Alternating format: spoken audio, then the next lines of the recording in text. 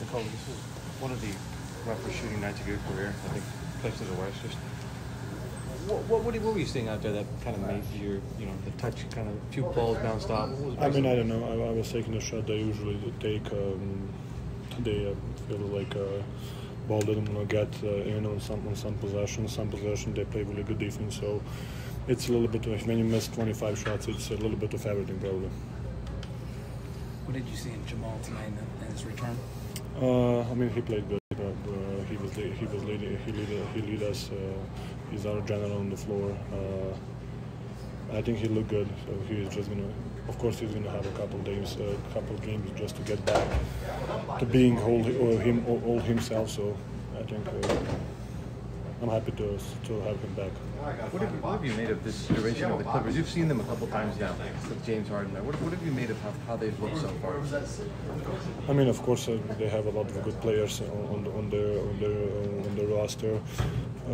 They add Ties now as a backup center, who is adding them a little bit more.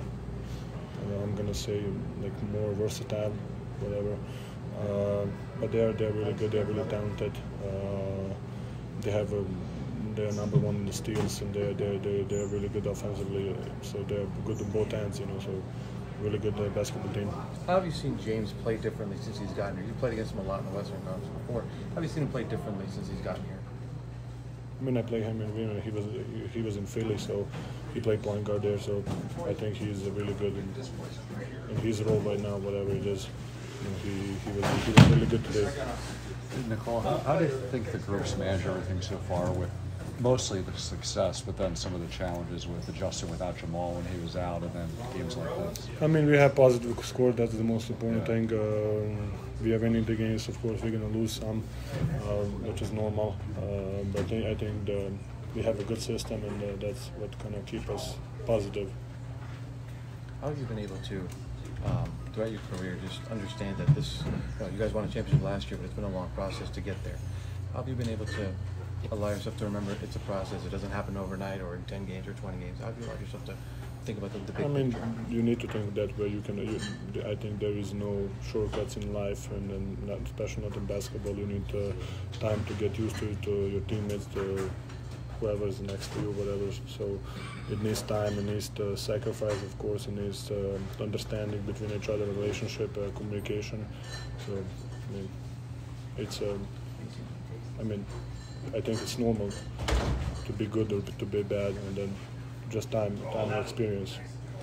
I've been able to ask guys like Giannis and Pau Gasol about the rise of international players in the league, and I want to ask you what you've made in the last couple of years of how international players just soared to the top of the league. I mean, I don't know. I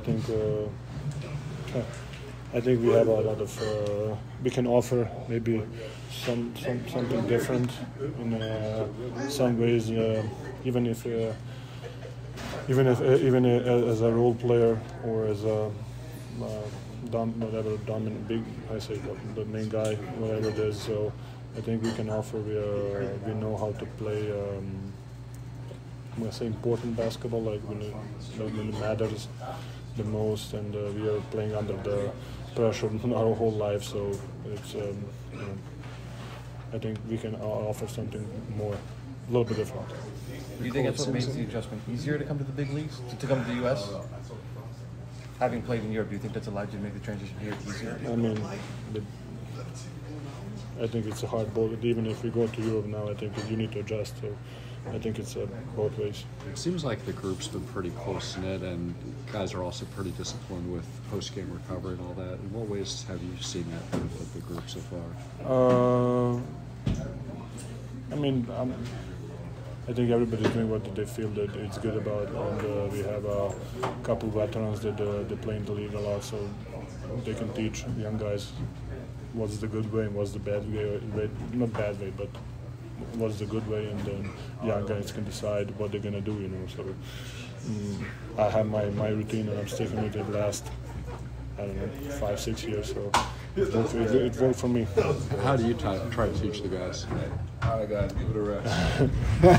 Probably just, I don't know. I mean, I don't want to take.